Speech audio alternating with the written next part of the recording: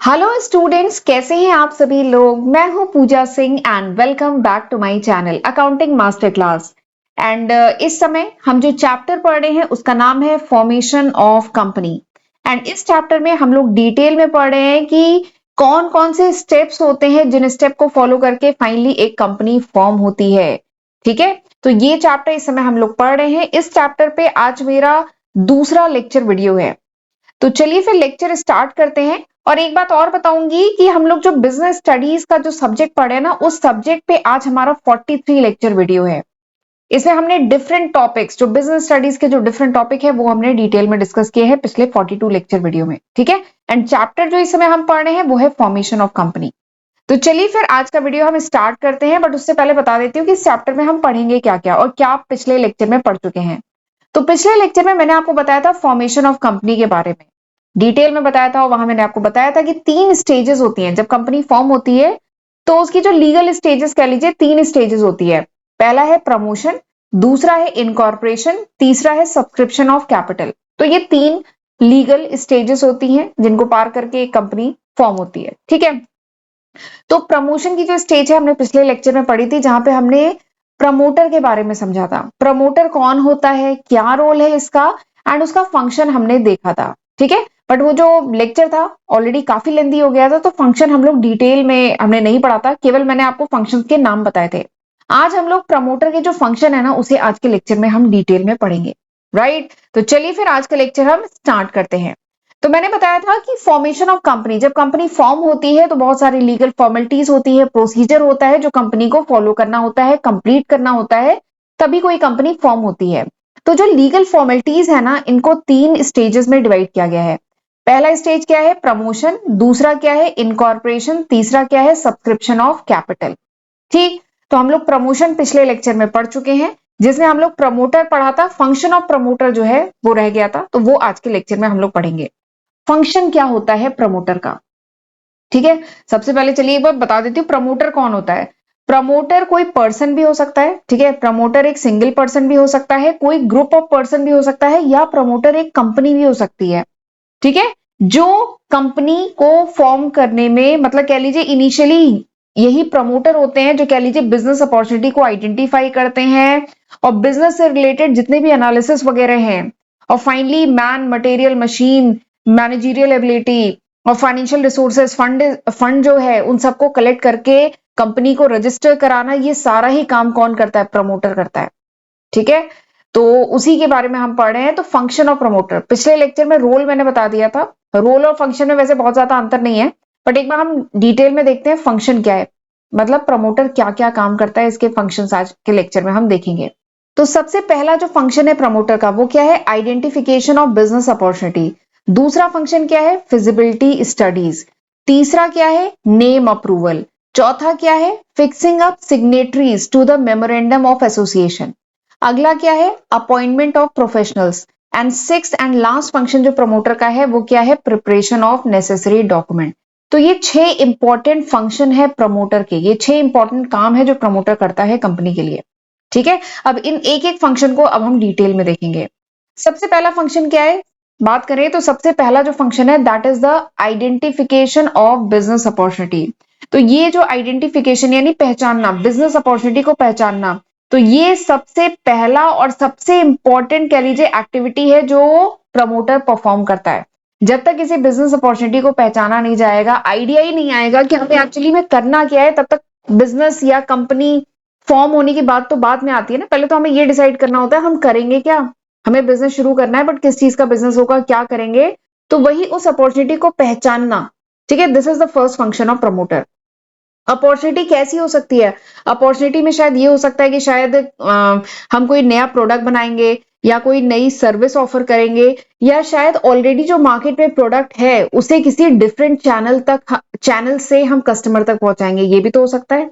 जैसे बात करें ये जो ब्लिंकिट वगैरह है, या जो ऑनलाइन पोर्टल है जो घर पे होम डिलीवरी वगैरह प्रोवाइड करते हैं, तो ये कोई प्रोडक्ट नहीं बना रहे हैं, ये कोई सर्विस नहीं बना रहे हैं, ये क्या है, सामान को, जो भी एफएमसीजी प्रोडक्ट है या दूसरे टाइप के प्रोडक्ट है, इन्हें ये डिफरेंट चैनल से हमारे घर में पहुंचा रहे हैं कम समय में।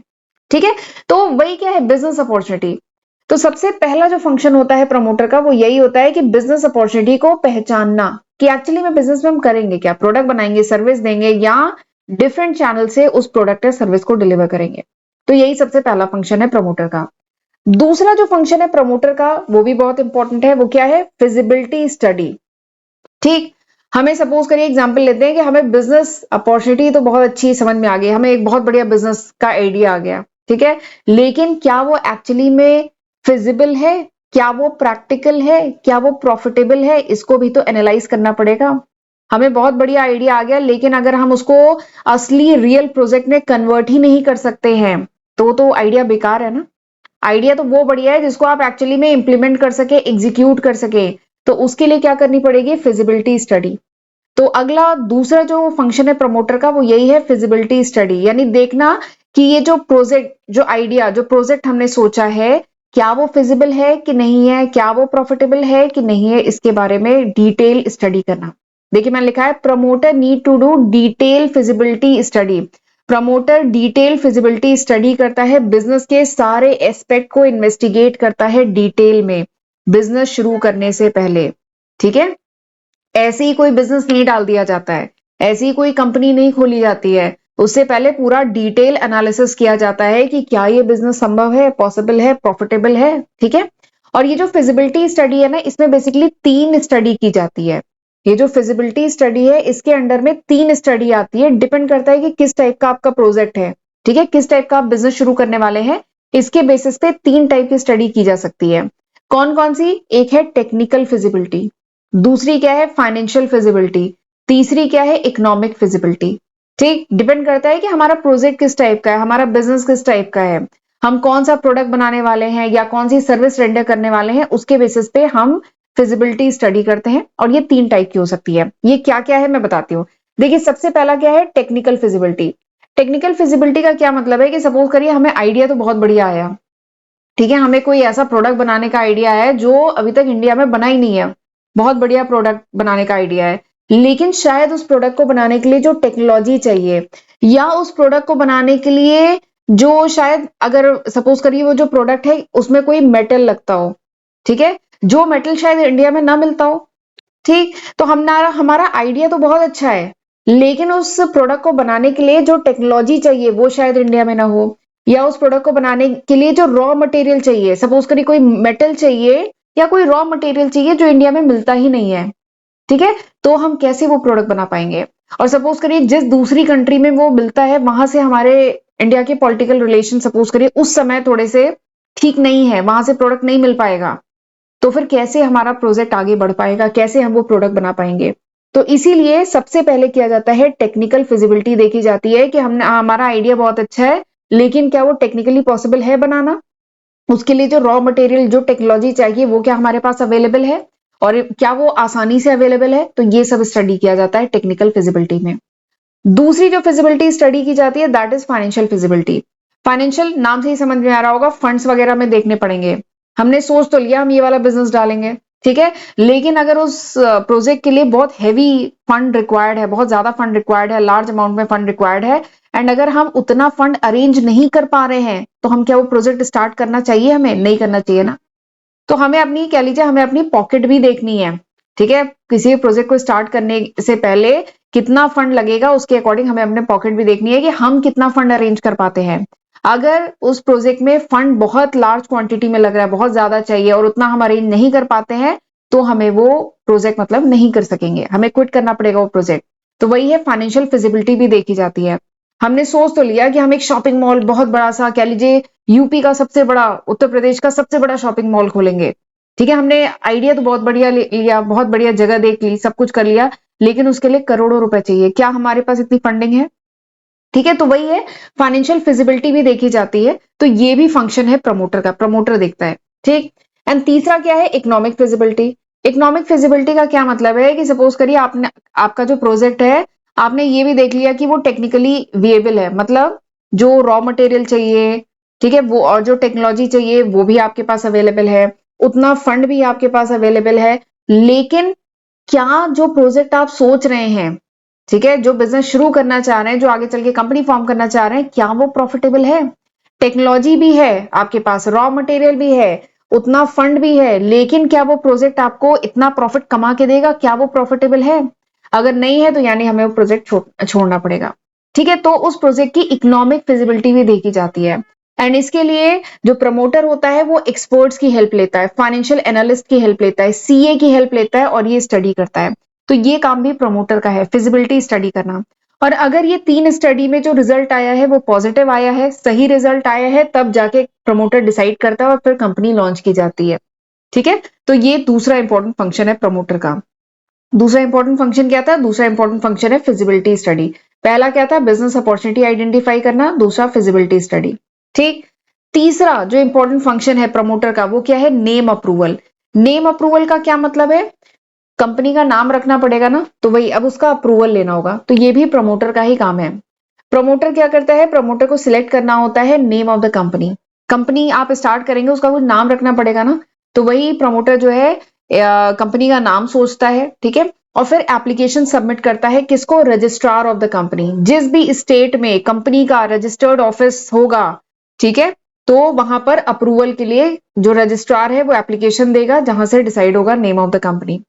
मतलब नेम ऑफ द कंपनी तो प्रमोटर ही सोच के देगा, ठीक है, लेकिन वहां से अप्रूवल मिलना है। क्योंकि ऐसा भी हो सकता है कि आप जिस नाम से कंपनी खोलना चाह रहे हो उस नाम की ऑलरेडी कोई कंपनी एग्जिस्ट कर रही हो। ठीक है, तो इसलिए एप्लीकेशन देनी होती है। और अगर जो आपने प्रपोज किया है नाम, अगर वो अप्रूव हो जाता है तो ठीक है, वो डिसाइड हो जाता है। अगर उसमें कोई प्रॉब्लम नहीं है तो वो अप्रूवल आपको मिल जाएगा आसानी से, कोई दिक्कत नहीं होती है। और एक चीज और होती है कि एप्लीकेशन में आपको 3 नाम सबमिट करना होता है प्रायोरिटी वाइज, कि अगर पहला नाम सपोज करिए उसमें कोई प्रॉब्लम है, वो डिसअप्रूव हो गया, तो दूसरा नाम, नहीं तो तीसरा नाम। ठीक है, तो 3 नाम आपको तीन नाम जो है प्रमोटर सबमिट करता है एप्लीकेशन के साथ to the registrar of company. ठीक है, तो ये तीसरा फंक्शन है जो प्रमोटर करता है, नेम अप्रूवल के लिए एप्लीकेशन देना। ठीक। चौथा फंक्शन जो प्रमोटर का है, जो चौथा और बहुत इंपॉर्टेंट फंक्शन है, वो क्या है? Fixing up signatories to the memorandum of association. यानी ये प्रमोटर का काम है कि डिसाइड करना कि कंपनी के कौन मेंबर्स हैं जो साइन करेंगे memorandum of association of the proposed company. जो कंपनी फॉर्म होगी ना, उसका जो एमओए है, एमओए मतलब मेमोरेंडम ऑफ एसोसिएशन, वो साइन कौन करेगा? क्योंकि जो साइन करेगा ना वही बनेगा कौन? वही होगा first director of the company. ठीक है, तो ये प्रमोटर डिसाइड करता है कि कौन मेंबर साइन करेगा कंपनी का एमओए, क्योंकि वही कंपनी का फर्स्ट डायरेक्टर बनता है। और जो डायरेक्टर होगा उसको अपना रिटन कंसर्न भी देना होगा कि he will act as a director. ठीक है, एंड इसके साथ ही जो डायरेक्टर होगा उसको कंपनी के जो क्वालिफाइड नंबर ऑफ शेयर्स है वो भी उसे लेने होंगे। ठीक है, डायरेक्टर के पास भी कंपनी का स्टेक होता है ना, शेयर्स होते हैं, तो रिटन कंसर्न प्लस उसे क्वालिफाइड शेयर कंपनी के लेने होते हैं। तो ये कौन डिसाइड करता है? ये भी प्रमोटर करता है। This is also function of promoter. तो ये चौथा फंक्शन हो गया। पांचवा फंक्शन जो प्रमोटर का है वो क्या है? Appointment of professionals. Appointment of professionals. ठीक है, तो देखिए प्रमोटर को क्या करना है? कंपनी को रजिस्टर कराना है to the registrar of company. Registrar जो है उस स्टेट का जहां पे कंपनी का रजिस्टर्ड ऑफिस है, तो प्रमोटर को कंपनी को रजिस्टर कराना है। ठीक, अब रजिस्टर कराने के लिए बहुत सारे इंपॉर्टेंट डॉक्यूमेंट बनने हैं। ठीक, बहुत सारे नेसेसरी डॉक्यूमेंट, लीगल डॉक्यूमेंट बनने हैं। तो क्या प्रमोटर अकेले सब काम कर पाएगा, या अगर ग्रुप ऑफ प्रमोटर है तो भी उनके लिए दिक्कत है। ठीक है, तो वो उन्हें, तो इसलिए जो होता है ना, प्रमोटर जो है कुछ प्रोफेशनल्स को अपॉइंट करता है। ठीक है, प्रमोटर क्या करता है? कुछ प्रोफेशनल्स को अपॉइंट करता है, जैसे मर्केंटाइल बैंकर हुआ, ऑडिटर हुआ, ठीक है, फाइनेंशियल एनालिस्ट हुए, इन सबको इनको अपॉइंट करता है। और ये लोग हेल्प करते हैं प्रमोटर की in the preparation of necessary legal document. जो लीगल डॉक्यूमेंट वगैरह बनने हैं, इसमें इनकी प्रिपरेशन में ये लोग जो है प्रमोटर की मदद करते हैं। क्यों? क्योंकि कंपनी को रजिस्टर कराना है, उसके लिए लीगल डॉक्यूमेंट वगैरह प्रिपेयर करने हैं, सबमिट करने हैं। तो प्रमोटर इन सबको अपॉइंट करता है और ये सब मदद करते हैं उन डॉक्यूमेंट को बनाने में। ठीक, और इसके साथ ही जो कंपनी के जो शेयर होल्डर्स हैं उनका नेम, एड्रेस, और शेयर होल्डर्स को कितने नंबर ऑफ शेयर अलॉट किए गए हैं, ये सब भी सबमिट करना होता है टू द रजिस्ट्रार। ठीक है, एक स्टेटमेंट में, उस स्टेटमेंट को कहते हैं रिटर्न ऑफ अलॉटमेंट। ठीक है, तो ये हो गया पांचवा फंक्शन प्रमोटर का। छठा फंक्शन जो प्रमोटर का है वो क्या है? Preparation of necessary document. बताया था ना कि डॉक्यूमेंट बनवाने हैं, इसके लिए क्या है? वो अपॉइंट करेगा प्रोफेशनल को। और छठा फंक्शन है कि उसे नेसेसरी लीगल डॉक्यूमेंट जो रजिस्ट्रेशन के लिए जरूरी है, कंपनी को रजिस्टर कराना है ना, तो कंपनी के रजिस्टर कराने के लिए जो नेसेसरी जरूरी लीगल डॉक्यूमेंट चाहिए वो प्रमोटर प्रिपेयर करता है। तो देखिए मैंने लिखा है promoter take up step, promoter जरूरी कदम लेता है to prepare the necessary legal document, जो लीगल डॉक्यूमेंट जो बनने हैं उसको बनाने के लिए जो भी नेसेसरी स्टेप है वो सब प्रमोटर लेता है एंड उन डॉक्यूमेंट को बनवाता है। ठीक है, और उसको फिर सबमिट करता है to the registrar of company, company के रजिस्ट्रार के पास जहां पे कंपनी रजिस्टर होनी है वहां पे उसे सबमिट करता है। ठीक है, और ये डॉक्यूमेंट कौन कौन से हैं? ये डॉक्यूमेंट 6 इंपॉर्टेंट डॉक्यूमेंट है। कौन कौन से? एक है मेमोरेंडम ऑफ एसोसिएशन, एक है आर्टिकल ऑफ एसोसिएशन, एक है कंसर्न ऑफ डायरेक्टर, ऐसी अग्रीमेंट है, पेमेंट की फीस है, ऐसी करके 6 इंपॉर्टेंट डॉक्यूमेंट है जो प्रमोटर सबमिट करता है किसके पास? रजिस्ट्रार ऑफ द कंपनी के पास। क्यों सबमिट करता है? क्योंकि कंपनी को रजिस्टर कराना है। ठीक है, तो ये हो गए फंक्शन ऑफ प्रमोटर, समझ में आ गया? ये देखिए 6, अच्छा ये तो डॉक्यूमेंट है, 6 इंपॉर्टेंट फंक्शन ये हैं प्रमोटर के। एक बार स्क्रीन को क्लियर करती हूँ। ठीक है, ये बहुत इंपॉर्टेंट टॉपिक है, ध्यान से पढ़िएगा। तो ये 6 इंपॉर्टेंट फंक्शन है प्रमोटर के। ठीक है, तो चलिए फिर आज का लेक्चर यहीं पे वाइंड अप करती हूँ। अगले लेक्चर में इसके आगे मैं बताऊंगी कौन कौन से इंपॉर्टेंट डॉक्यूमेंट हैं जो रिक्वायर्ड है, जिसको सबमिट करना होता है to the registrar of company. Company को रजिस्टर कराने के लिए 6 इंपॉर्टेंट डॉक्यूमेंट सबमिट करने होते हैं। एमओए, आपने नाम बहुत सुना है, लेकिन मैं अगले लेक्चर में डिटेल में बताऊंगी कि मेमोरेंडम ऑफ एसोसिएशन होता क्या है। Article AOA, article of association क्या होता है, डायरेक्टर का जो कंसर्न भी चाहिए होता है, स्टैच्यूटरी डिक्लेरेशन, अग्रीमेंट, जो फीस पे की है उसके रिसिप्ट वगैरह। तो ये 6 डॉक्यूमेंट लगते हैं। ये तीनों काफी इंपॉर्टेंट है, ये मैं आपको डिटेल में अगले लेक्चर में बताऊंगी। ठीक है, और एक बात और है कि प्लीज मेरे चैनल को सब्सक्राइब कर लीजिएगा अगर आपने नहीं किया है तो। ठीक है, और एक बार वीडियो को पॉज करके देख लीजिए, ये वो लिस्ट ऑफ सब्जेक्ट है जो मैं आज की तारीख मतलब नवंबर 2024 तक अपने फर्स्ट एंड सेकंड चैनल पे अपलोड कर चुकी हूँ। ठीक है, एक बार वीडियो को पॉज कर लीजिएगा। और ये बताना काफी जरूरी है क्योंकि हर दिन मेरे चैनल पे काफी न्यू स्टूडेंट आते हैं जिन्हें नहीं पता है कि मैं आज की तारीख तक कौन कौन से सब्जेक्ट अपने चैनल पे कवर कर चुकी हूँ। तो एक बार वीडियो को पॉज करके देख लीजिएगा। और नोट चाहिए तो you can download my application from Google play store. आप गूगल प्ले स्टोर से मेरी एप्लीकेशन डाउनलोड कर सकते हैं। This is my first channel and this is my second channel, कर लीजिएगा सब्सक्राइब एंड वीडियो को प्लीज लाइक कर लिया करिए, हमें बहुत मोटिवेशन मिलता है। एंड कमेंट करके भी जरूर बताइएगा कि ये लेक्चर कैसा था, आपको समझ में आया कि नहीं आया। नहीं आया तो कोई बात नहीं, लिख दीजिएगा कि बकवास था, कोई दिक्कत नहीं है। ठीक है, एंड वीडियो को प्लीज अपने फ्रेंड्स के साथ भी जरूर शेयर किया करिए। राइट, तो चलिए अब मिलते हैं अगले लेक्चर वीडियो में, तब तक अपना ध्यान रखिएगा। God bless you.